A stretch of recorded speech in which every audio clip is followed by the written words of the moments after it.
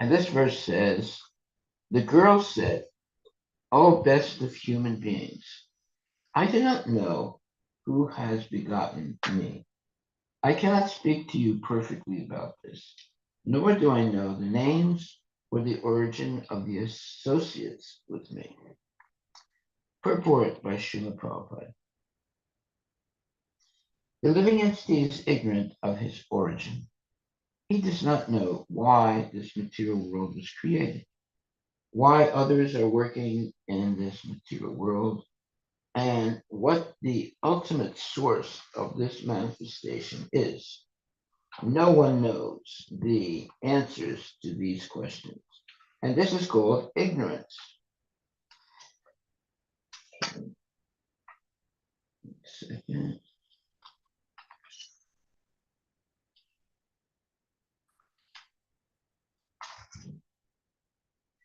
By researching into the origin of life, important scientists are finding some chemical compositions or cellular combinations, but actually no one knows the original source of life within this material world.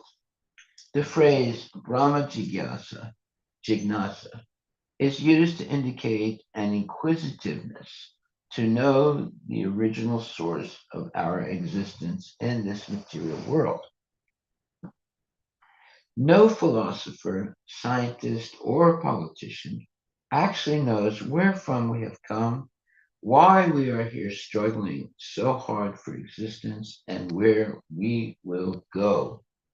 Generally, people are of the opinion that we are all here accidentally, and that as soon as these bodies are finished, all our dramatic activities will be finished and we will become zero.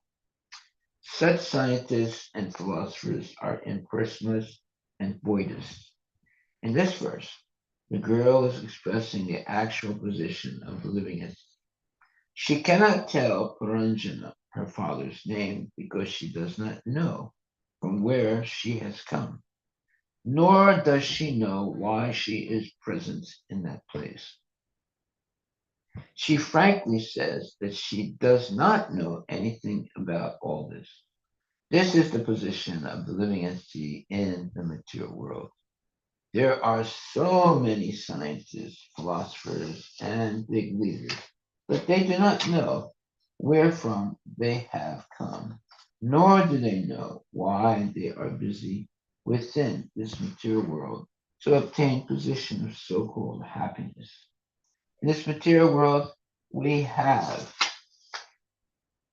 obtained, in this material world, I'm sorry, nor do they know why they are busy within this material world to obtain a position of so-called happiness.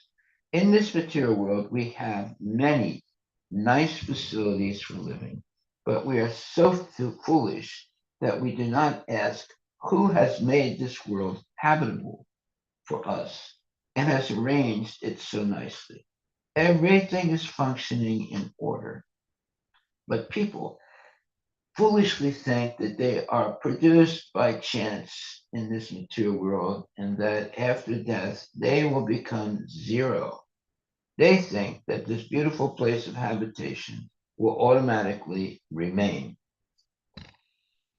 Well, those are false concepts, false beliefs. Text 34.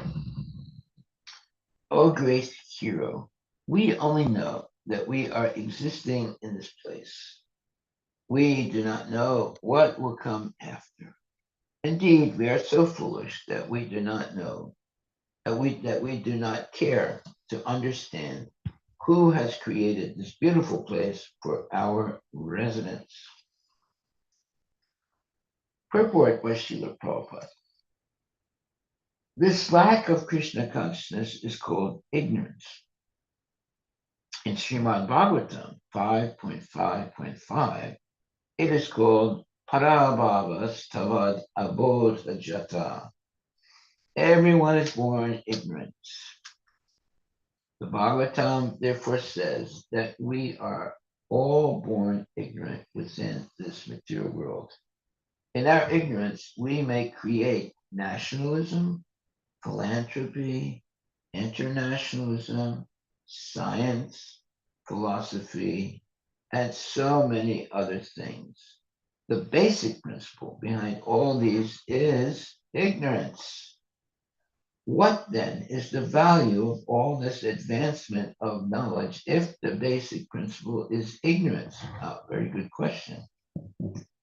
Unless a person comes to Krishna consciousness, all of his activities are defeated.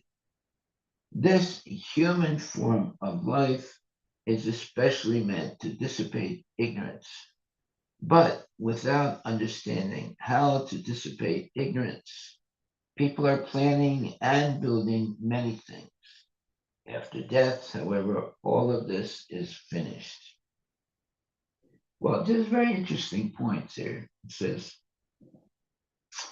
unless a person comes to Krishna consciousness, all of his activities are defeated.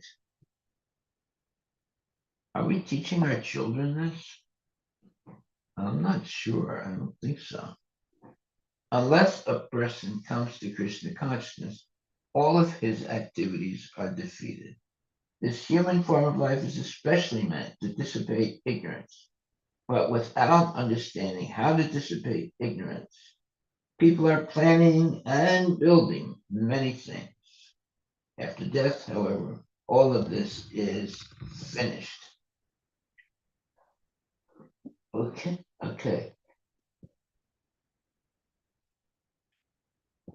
Text 35.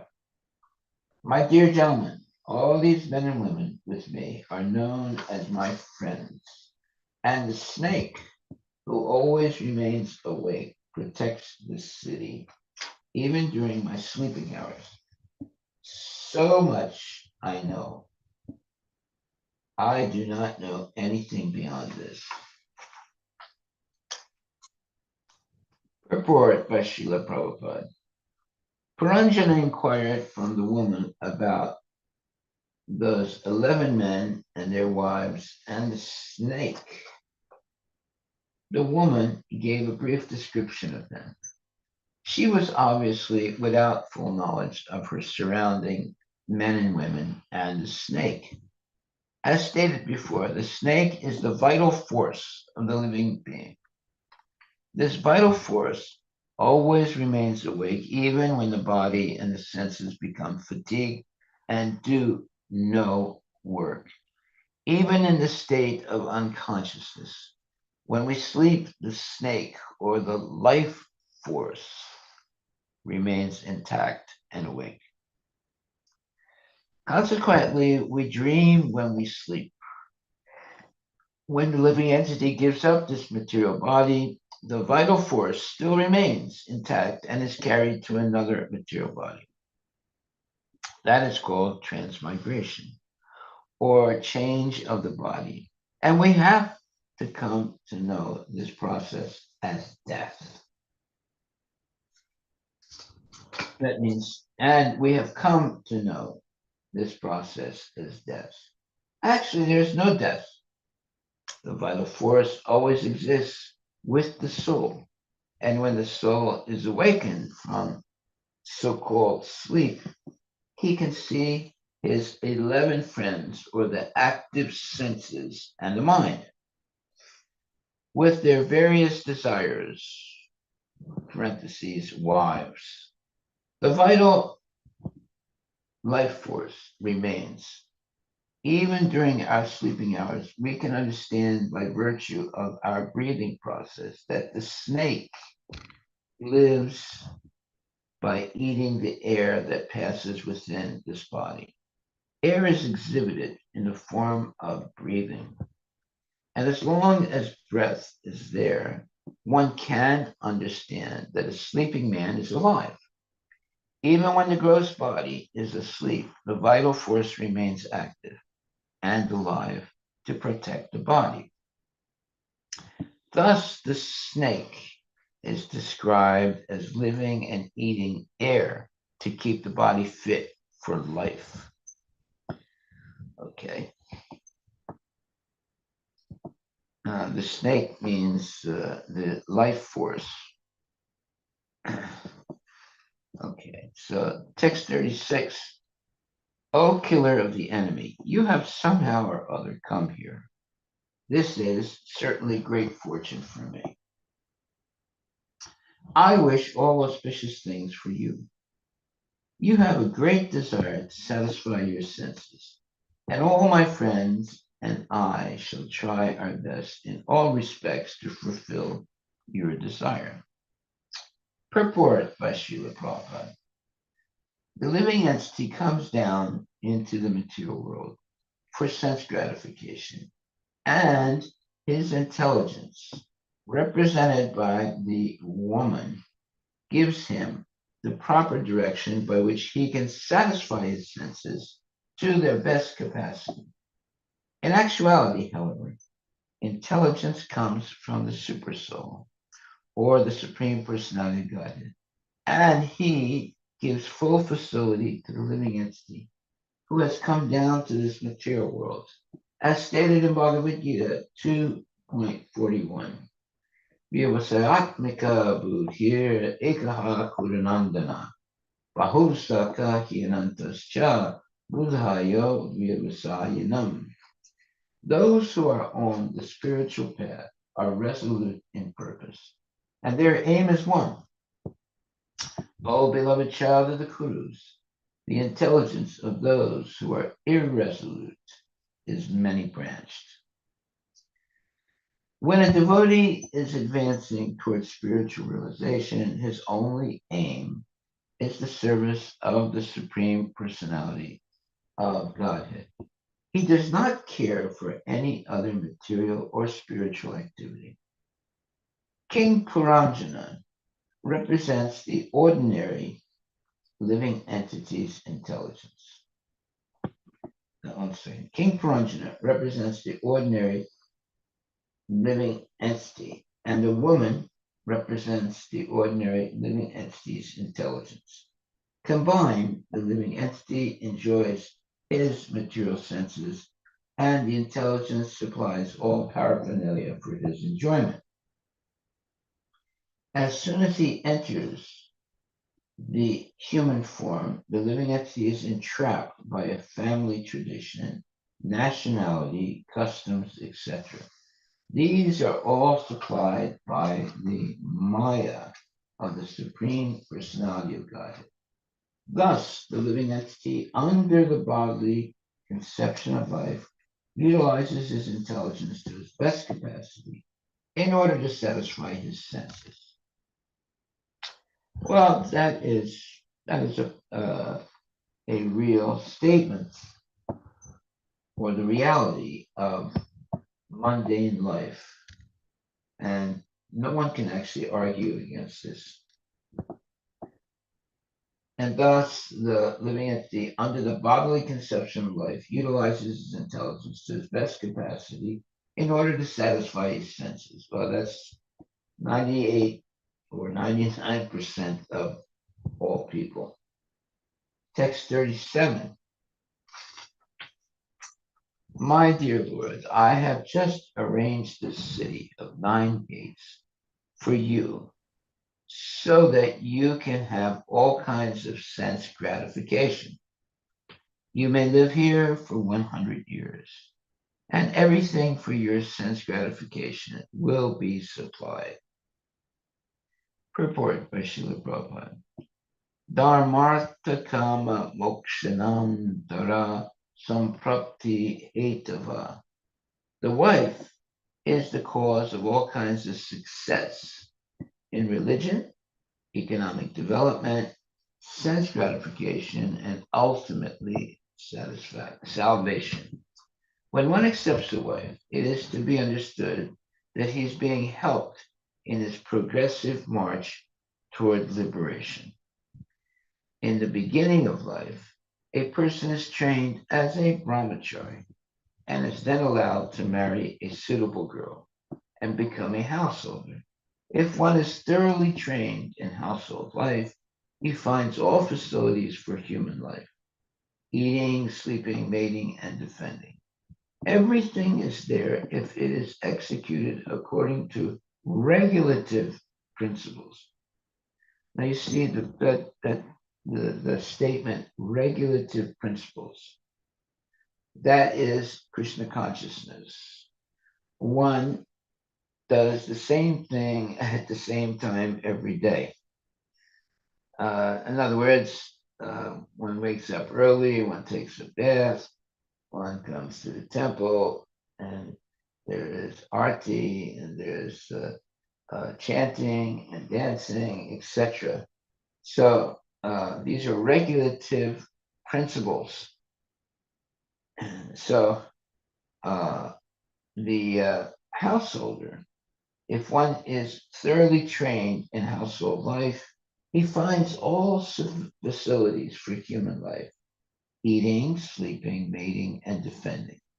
Everything is there if it is executed according to regulative principles. Unfortunately, today there's a lot of irregulative principles. People are not really, not all people, but many people are not regulative. And because of that, their life is haphazardly uh, experienced. Uh, they don't have any principles that they're following in a regulative way. However, in Krishna consciousness, uh, when one, especially when one accepts a wife, is to be understood that he is being helped in his progressive march toward liberation. In the beginning of life, a person is trained as a brahmachari, a celibate monk, and is then allowed to marry a suitable girl and become a householder. Now he's no longer a monk, he's a grihasta. If one is thoroughly trained in household life, he finds all facilities for human life: eating, sleeping, mating, and defending. Everything is there if it is executed according to regulative principles. Well, that is a profound statement because today, most people, not everybody, but most people, are not living according to regulative principles of spiritual life. They're living haphazardly, going from one place to another, seeking out sense gratification, and not really understanding what is the ultimate goal of life. It's a very, I would say, dangerous way of living because there's no what you would call progressive march toward liberation. So that should be the real purpose of life: a progressive march toward liberation. But people are engaged in a haphazard march towards continual birth, death, old age, and disease, unfortunately. Text 38. How can I expect to unite with others who are neither conversant about sex or capable of knowing how to enjoy life while living or after death? Such foolish persons are like animals because they do not know the process of sense enjoyment in this life and after death. That's a very interesting statement. Let's see what the purport says. Since there are 8,400,000 species of life, there are also many different living conditions. In the lower grades of life, in plant and tree life, there is no system for sexual intercourse. In the upper grades, in the life of birds and bees, there is sex, but the insects and animals do not know how to actually enjoy sex life. In the human form of life, however, there is full knowledge of how to enjoy sex. Indeed, there are many so-called philosophers who give direction on how to enjoy sex life. There is even a science called Kama Shastra, which is the science of sex. In human life, there are also such divisions as brahmacharya, grihastha, vanaprastha, and sannyasa. There is no sex life except in the grihastha or householder ashram. The brahmachari is not allowed any sex. A vanaprastha voluntarily refrains from sex, and the sannyasi is completely renounced. The karmis do not practice brahmacharya, vanaprastha, or sannyasa life, for they are very much interested in grihastha life. In other words, a human being is very much materially inclined. Indeed, all living entities are materially inclined. They prefer grihastha life because there is a concession for sex. The karmis think the other statues of life are worse than animal life. For animals also have sex, whereas the brahmachari, vanaprastha, and sannyasi completely give up sex. The karmis therefore abhor these orders of spiritual life. Yeah, they don't like to give up having sex. They don't want to be sannyasis. They don't want to be brahmacharis, etc. They want to be like animals and have sex. Whereas the brahmachari, vanaprastha, and sannyasi completely give up sex.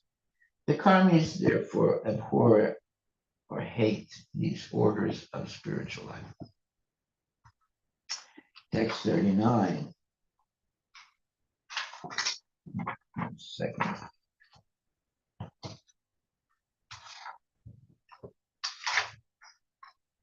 Translation. The woman continued, in this material world, a householder's life brings all kinds of happiness in religion, economic development, sense gratification, and the begetting of children, sons, and grandsons.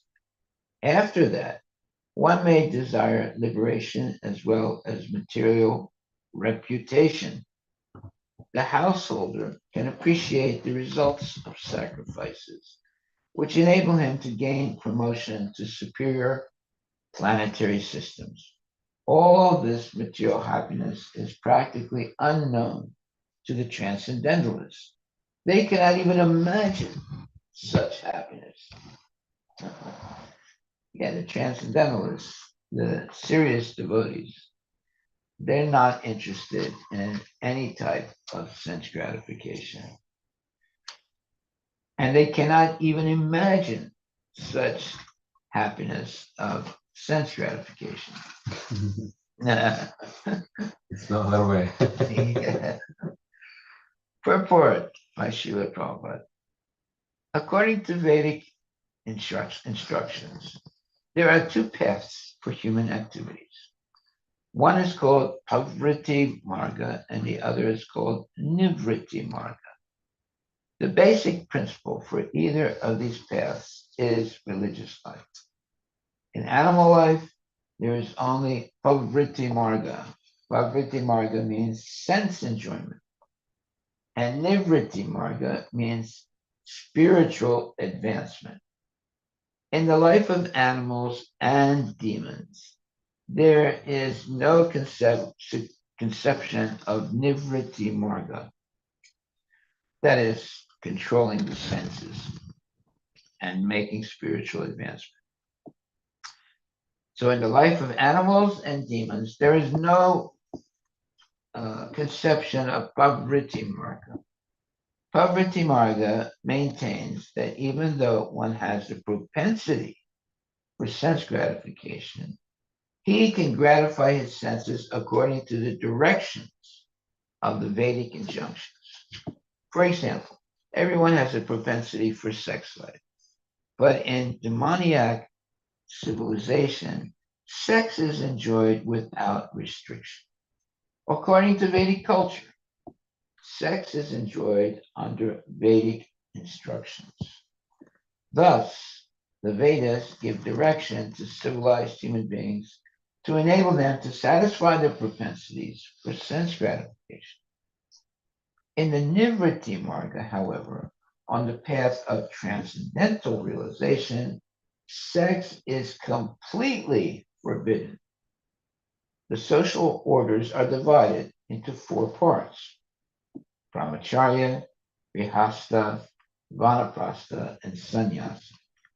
And only in the householder life or grihastha life can the pavriti marga be encouraged or accepted according to Vedic instructions. In the orders of brahmacharya, vanaprastha, and sannyasa, there are no facilities for sex. In this verse, the woman is advocating pavriti marga only and is discouraging the path of nivriti marga. She clearly says that the yatis, the transcendentalists, who are concerned only with spiritual life, kaivalya, cannot imagine the happiness of pavriti marga. In other words, the man who follows the Vedic principles enjoys the materialistic way of life not only by becoming happy in this life, but also in the next life by being promoted to the heavenly planets. In this life, such a person gets all kinds of material opulences, such as sons and grandsons, because he is always engaged in various religious functions. The material distresses are birth, old age, disease, and death. But those who are interested in Pavriti Marga hold various religious functions at the time of birth, old age, disease, and death. Without caring for the distresses of birth, old age, disease, and death, they are addicted to performing the special functions according to the Vedic ritualistic ceremonies. Factually, however, Pravriti Marga is based on sex life, as stated in Srimad Bhagavatam 7.9.45. Yan Maitunadi Grihamedi Sukam Hitucham. A householder who is too much addicted to Pravriti Marga is actually called a Grihamedi, not a Grihasta. Although the Grihasta desires sense gratification, he acts according to Vedic instructions. The Grihamedi, however, who is interested only in sense gratification, does not follow any Vedic instruction. The Grihamedi engages himself as an advocate, as an advocate of sex life, and also allows his sons and daughters to engage in sex and to be deprived of any glorious end in life. A grihasta enjoys sex life in this life as well as in the next. But a grihamedi does not know what the next life is about because he is simply interested in sex life in this life. I'm sorry, he's only interested in sex in this life. On the whole, when one is too much inclined towards sex, he does not care for the transcendental spiritual life. In this age of Kali, especially, no one is interested in spiritual advancement, even though it is sometimes found that one may be interested in spiritual advancement. He is sometimes found that one may be interested in spiritual advancement. He is most likely to accept a bogus method of spiritual life, being misguided by so many pretenders. Wow, what a terrible situation the world is in now. Okay, now you can ask a question. Why is so much uh, importance is given to uh, the sex life and talking about sex in the Vedic literature? You see, we should ask that question. So, especially what we're reading now, there's a lot of information about sex life. and there's a lot of what you would call uh, time given to talk about sex life. Well, because sex is the only thing that can immediately stop a person from being Krishna conscious. So therefore, and everyone is going to be engaged uh, at some time in their life in sex enjoyment. And that will, unless it's regulated, that will actually, uh, that will actually stop one from being interested in Krishna consciousness.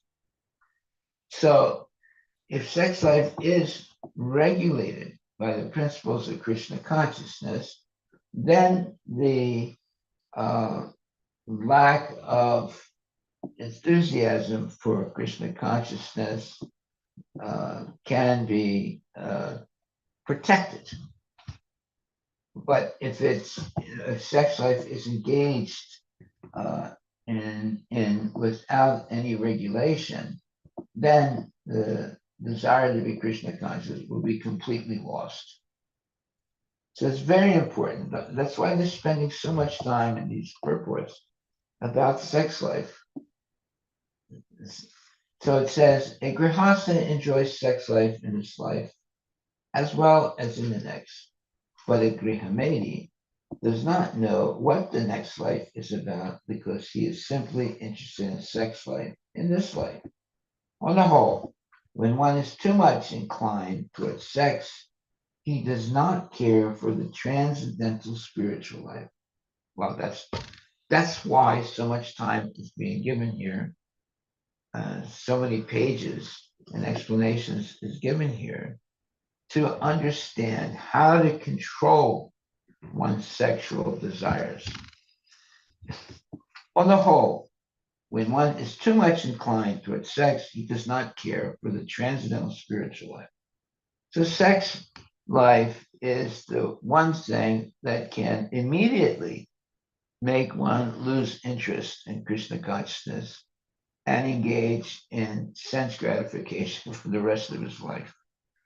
So, unless it is controlled or regulated according to the Vedic principles, uh, people will have a haphazard life right up to the moment of death of being engaged in sex life, either physically or mentally. In this age of Kali, especially, no one is interested in spiritual advancement, even though it is sometimes found that one may be interested in spiritual advancement. He is most likely to accept a bogus method of spiritual life, being misguided by so many pretenders. There's so many pretenders today, uh, masqueraded as yogis and as uh, mentors. Actually, they are tormentors. They're not really mentors. Okay, text 40. Well, let me stop here for a second. Are there any questions about what we have just read? So this is why, because the Shastras all are giving Pravriti Marga and Nivritti Marga, means like one which is um, Nivritti Marga, it means spiritual spiritual advancement. life. Poverty Marga means sense enjoyment. So, but are there two paths, or is it just that everybody is supposed to go to the Nivritti Marga? Well, that is recommended. One is called Poverty Marga, according to the Vedic instructions. There are two paths for human activities. One is called Poverty Marga, and the other is called Nivritti Marga. The basic principle for either of these paths is religious life. In animal life, there is only Pavriti Marga. Parvati Marga means sense enjoyment, and Nivritti Marga means spiritual advancement. In the life of animals and demons, there is no conception of Nivritti Marga, nor is there any actual conception of Pavriti Marga. Pavriti Marga maintains that even though one has the propensity for sense gratification, he can gratify his senses according to the directions of the Vedic injunctions. For example, everyone has the propensity for sex life, but in demoniac civilization, sex is enjoyed without restriction. According to Vedic culture, sex is enjoyed under Vedic instructions. Thus, the Vedas give the direction to civilized human beings to enable them to satisfy their propensities for sense gratification. In the Nivritti Marga, however, on the path of transcendental realization, sex is completely forbidden. The social orders are divided into four parts: brahmacharya, grihastha, vanaprastha, and sannyasa. And only in the household of life can the Pavriti Marga be encouraged or accepted according to Vedic instructions. In the orders of Brahmacharya, Vanaprastha, and Sannyasa, there are no facilities for sex. In this verse, the woman is advocating Pavriti Marga only and is discouraging the path of Nivriti Marga. She clearly says that the yatis, the transcendentalists, who are concerned only with spiritual life or kaivalya, cannot imagine the happiness of Pavriti Marga. In other words, the man who follows the Vedic principles enjoys the materialistic way of life not only by becoming happy in this life, but also in the next life by being promoted to heavenly planets. In this life, such persons get all kinds of material opulences, such as sons and grandsons, because he is always engaged in various religious functions. The material distresses are birth, old age, disease, and death. But those who are interested in poverty marga hold various religious functions at the time of birth, old age, disease, and death, without caring for the distresses of birth, old age, disease, and death. They are addicted to performing the special functions according to Vedic ritualistic ceremonies. Factually, however, Parvati Marga is based on sex life. As stated in Srimad Bhagavatam 7.9.45, Yan Maitunadi Grihamedi Sukam Hi Tucham. A householder who is too much addicted to Pavriti Marga is actually called a Grihamedi, not a Grihasta. Although the Grihasta desires sense gratification, he acts according to Vedic instructions. The Grihamedi, however, who is interested only in sense gratification, does not follow any Vedic instructions. The Grihamedi engages himself as an advocate, of sex life, and also allows his sons and daughters to engage in sex and to be deprived of any glorious end in life. The Grihasta enjoys sex life in this life as well as in the next. But the Grihamedi does not know what the next life is about because he is simply interested in sex in this life. On the whole, when one is too much inclined, towards sex, he does not care for the transcendental spiritual life. In this age of Kali, especially, no one is interested in spiritual advancement, even though it is sometimes found that one may be interested in spiritual advancement. He is most likely to accept a bogus method of spiritual life being misguided by so many pretenders.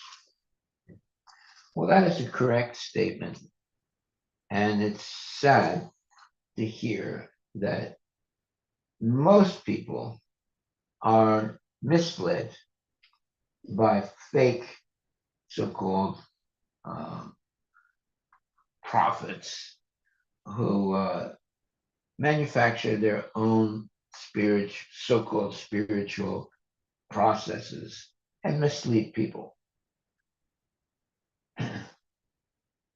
Now, you can ask the question, I mean, why so much uh, time and so many pages are talking about sex life? Well, illicit sex is the one thing that can stop a person from making any spiritual uh, advancement. So, unless we understand clearly the necessity to have regulated uh, behavior according to the Vedic teaching, and even that can uh, can be violated very easily by not being serious about following strictly the principles of Krishna consciousness. So uh, the only thing that can immediately make a person lose interest in spiritual life is engaging in sex, and especially illicit sex, just for pleasure and not for procreating nice children. So it says here, a grihasta enjoys sex life in this life as well as in the next, but a grihamedi does not know what the next life is, but because he is simply interested in sex in this life. On the whole, when one is too much inclined towards sex, he does not care for the transcendental spiritual life. That's a correct statement.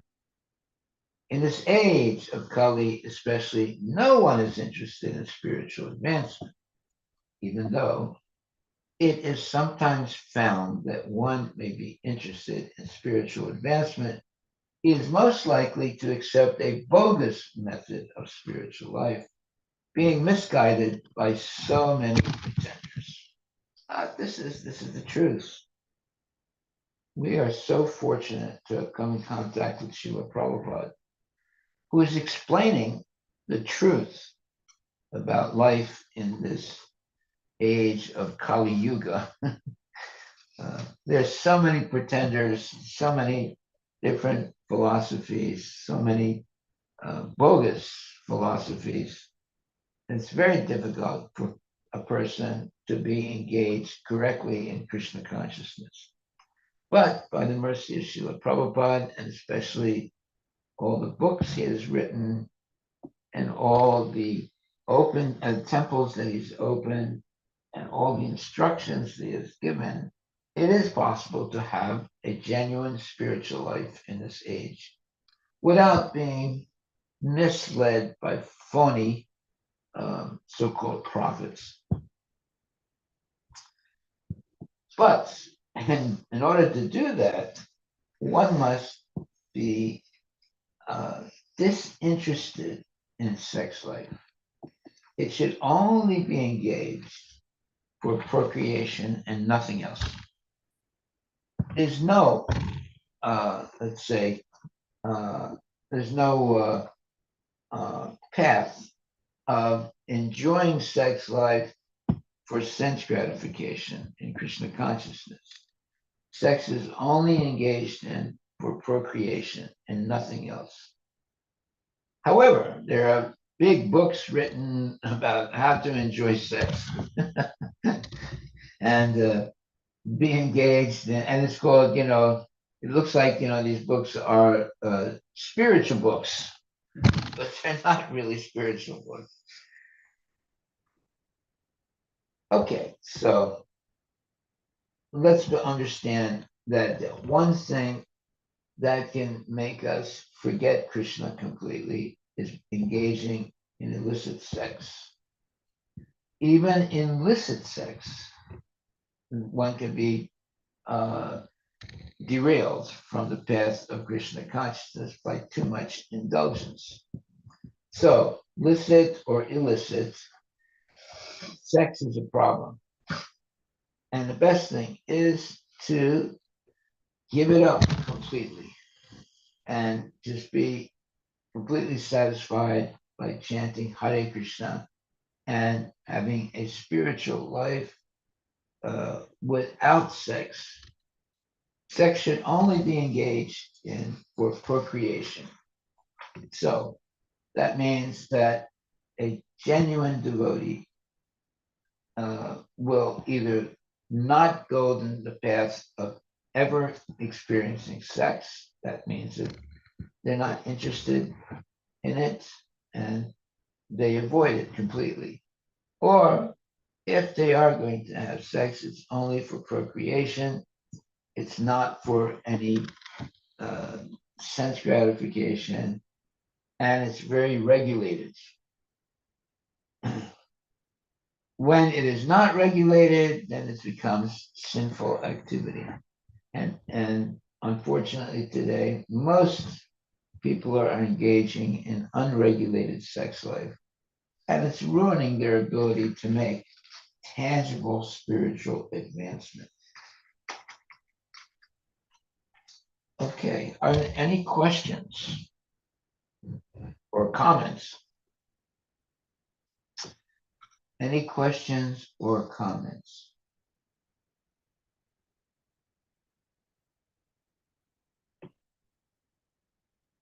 Obviously, this subject of sex life is of utmost importance because that will determine whether one has a spiritual life or a life that is checkered by lack of self-control due to uh, false attachment to sex life.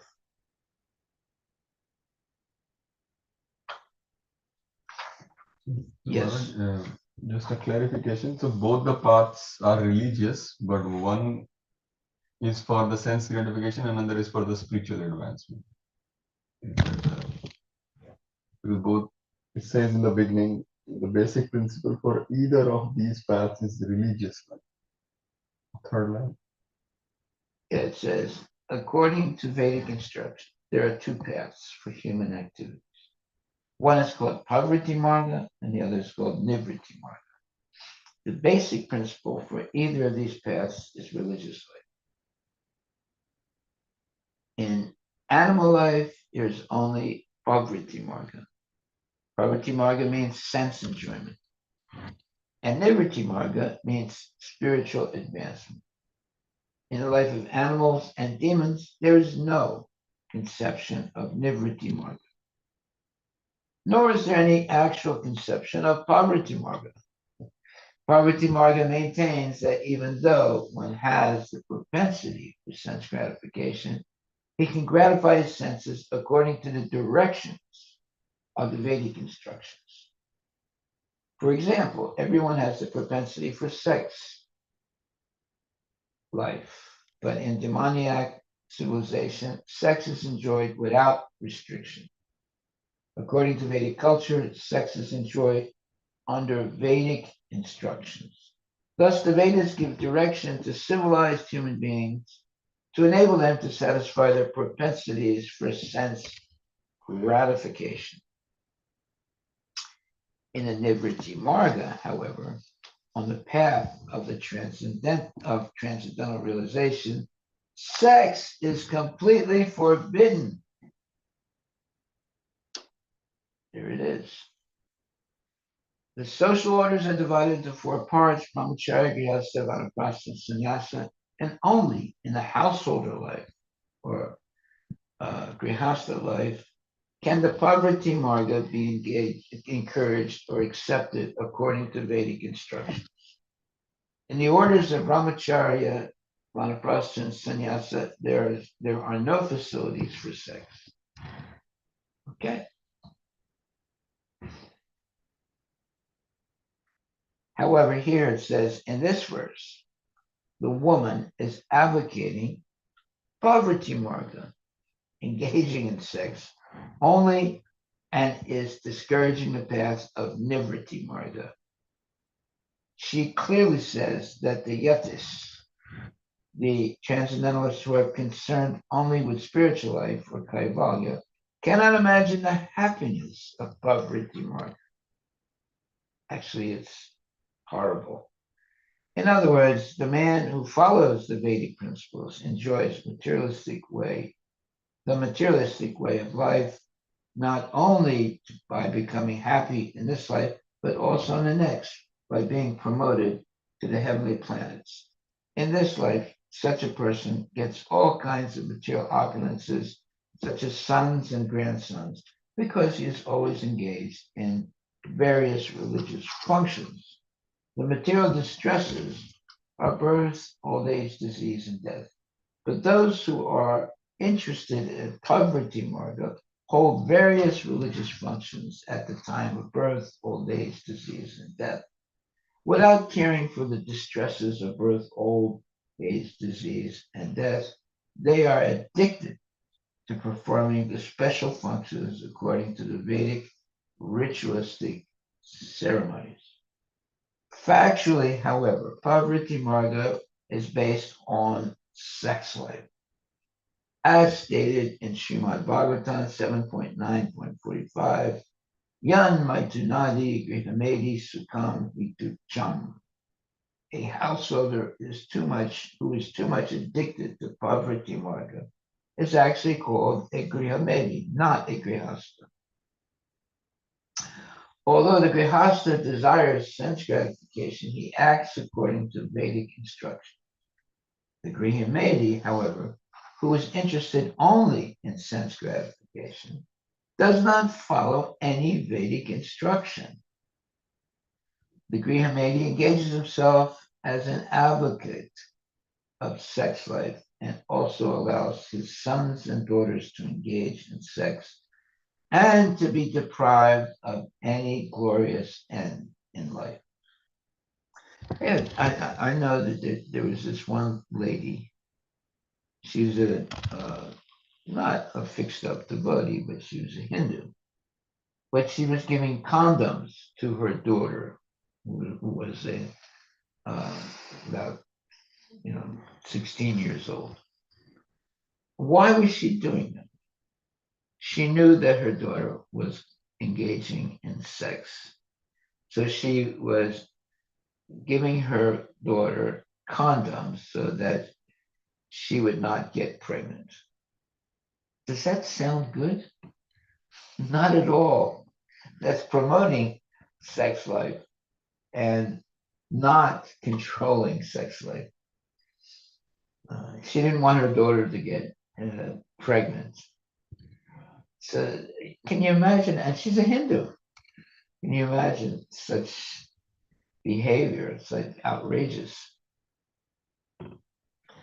Yeah, but the mother's plea would be, well, if I don't do this, my daughter will get pregnant. uh, whatever happened to self-control?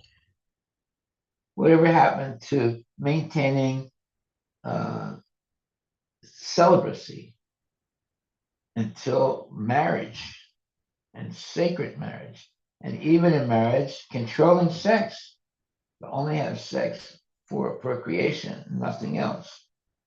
Whatever happened to this real culture of Vedic culture? It's become completely contaminated by all those modern amenities of sense gratification, unfortunately.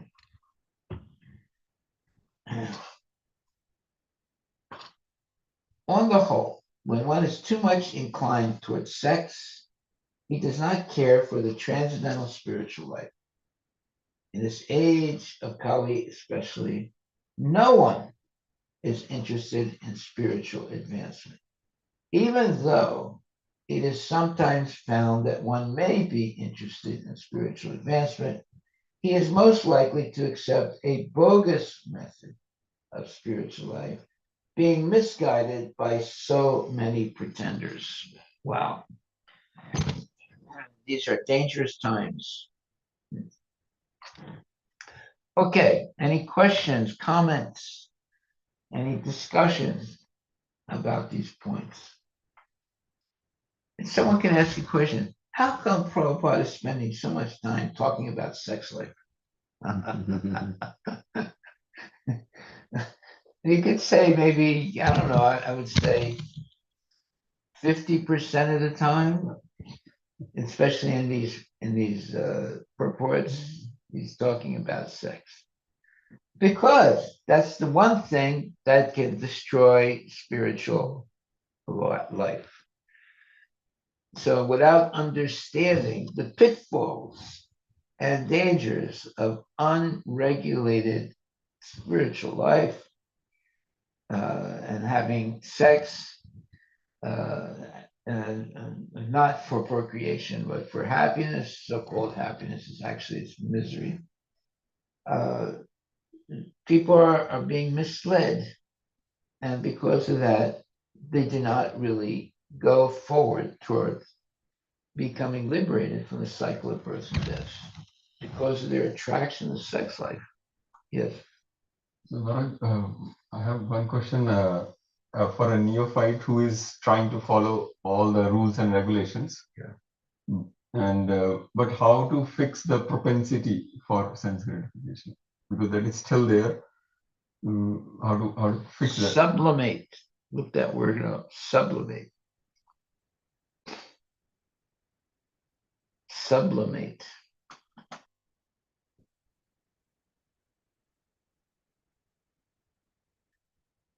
Divert or modify into a culturally higher or socially more acceptable activity. Right. Say that again. Say it louder. Divert or modify an instinct or impulse into a culturally higher or socially more acceptable activity. Yeah, that's more or less what we're doing. Instead of thinking about sex or engaging in sex or desiring sex, we learn to control sex, to simply procreation and nothing else, and use all the rest of our energy for advancing in Krishna consciousness. That means we're sublimating our propensities into Krishna consciousness. Our real purpose is not to have sex. Our real purpose is to become Krishna conscious. So therefore, we may engage in sex once, twice, 3 times, 4 times to have a child, but after that, we give it up completely.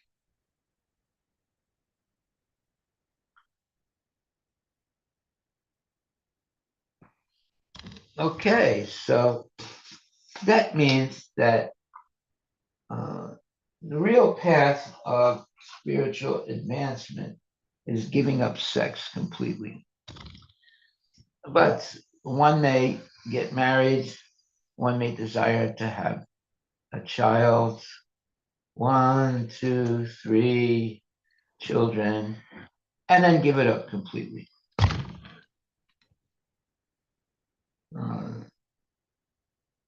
Unless one can give up engaging in sex, you'll not be able to make any tangible spiritual advancement, unfortunately. But if one can control the sex urge and sublimate it by engaging in Krishna consciousness, a person can be a hero who can control his senses and his mind, especially, and make tangible spiritual progress. So that's a real hero. The hero is not the person who can have a lot of sex. The hero is one who can control sex and basically give it up completely and be engaged only in Krishna conscious activities of chanting, dancing, feasting. Any questions? Hare Krishna, Hare Krishna, Harivilas Maharaj. I have a question, please. Um, the illicit connection, does it have something to do with our consciousness, the diet we follow? Um, The with diet? our, You say the yeah, diet? the diet, The food. Yeah, I understand. food, yeah. Because a Well, lot of meat eaters I see are, I mean, on TV or something. I'm not sure in real life, but maybe are, exposed to that kind of mentality. Can you clarify that, please? there are foods that are in the mode of ignorance, passion, or let's say goodness. So if we eat foods in the mode of ignorance, obviously it's going to uh, condition us to low class behavior. If we eat foods that are in mode of passion, uh, that will lead us to engage in passionate activities. If we only eat foods in the mode of goodness, then we can be a good Christian or a Muslim. Uh, but if we eat only prasadam, then we can be completely involved in Krishna consciousness. So the idea is, and what Prabhupada has taught us, we should only eat Krishna prasadam and completely refrain from sex life, with the exception of procreating only children, maybe 1, 2, 3, or 4 children, and giving sex up completely. There's no question of using condoms, using different techniques not to get a woman pregnant, but to enjoy sex. All that should be completely put into the trash can and forgotten about. We should be completely satisfied by chanting Hare Krishna, having nice prasadam, and leading a clean spiritual life where sex is not so important anymore. What is important is being Krishna conscious.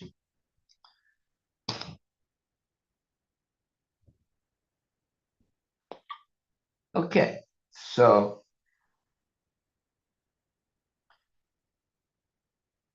our let's say path of life should be Nivriti Marg. Nivriti Marg means that one is controlling the senses, and there is no sense gratification. There's only spiritual engagement.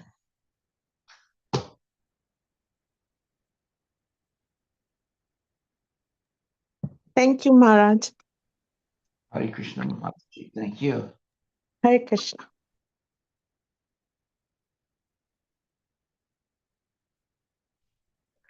Okay, any other questions?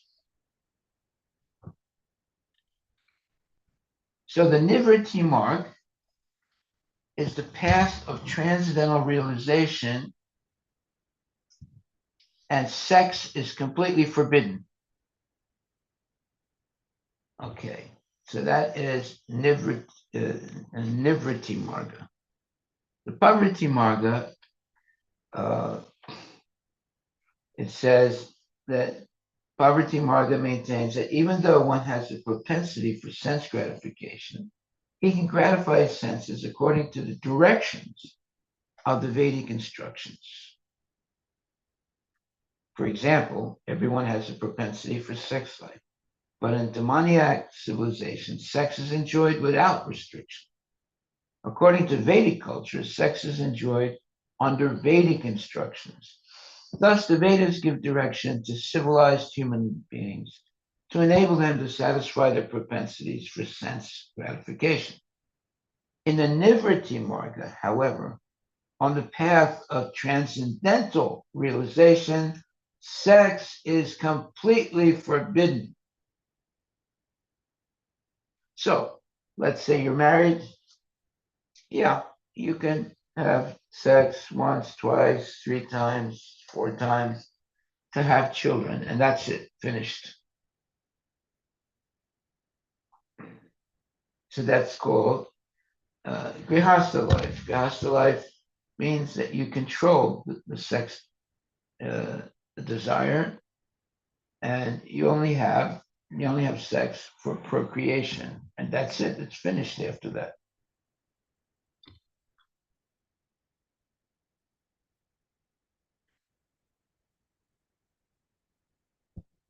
So it says here, everyone has a propensity for sex life, but in demoniac civilization, sex is enjoyed without restriction. According to Vedic culture, sex is enjoyed under Vedic instructions. Thus, the Vedas give direction to civilized human beings to enable them to satisfy their propensities for sense gratification. In the Nivriti Marga, however, on the path of transcendental realization, sex is completely forbidden. Okay. So, if we have 1, 2, or 3, maybe 4 children, then one should be engaged in the Nivriti Marga, on the path of transcendental realization, where sex is completely forbidden. Hare Krishna. That is our takeaway today.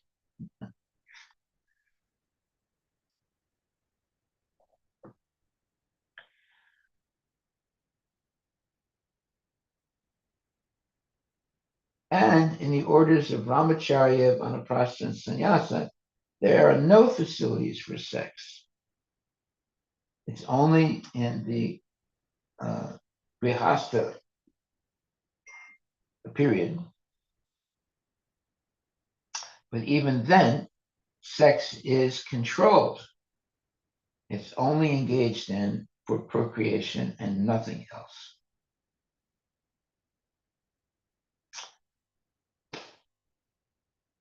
I like the way Prabhupada explains things in depth. He doesn't leave anything forgotten. And all the important points are made.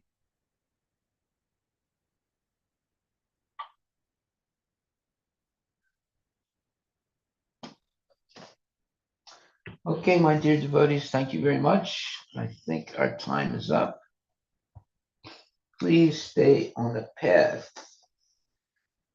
of pure Krishna consciousness. Don't be cheated by any of the false prophets who entice people to enjoy sex life or sex without restriction. Sex should only be engaged in to procreate good children, and after that, it's finished for the rest of your life.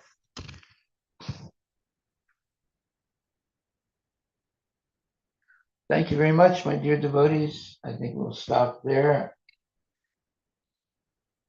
And obviously, a lot of attention is being given to sex life in the Shastra. Why? Because unless we understand what is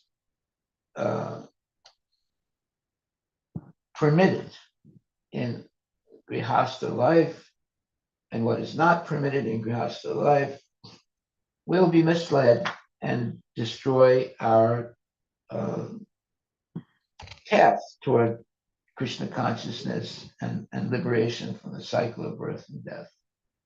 The only thing that can stop us is sex, uncontrolled sex. So that's why it says in demoniac civilization, sex is enjoyed without restriction. According to Vedic culture, sex is enjoyed under Vedic instructions. Thus, the Vedas give direction to civilized human beings to enable them to satisfy their propensities for sense gratification. In the Nivriti Marga, however, on the path of transcendental realization, sex is completely forbidden. There it is. Sex is completely forbidden on the Nivriti Marga path of transcendental realization. Okay, so we should all get to the point of giving up having any sex and engaging in pure Krishna consciousness or Nivriti Marga, the path of transcendental realization, where sex is completely forbidden. Haribol. That is our takeaway for today. Please chant Hare Krishna and don't be fooled by the false prophets.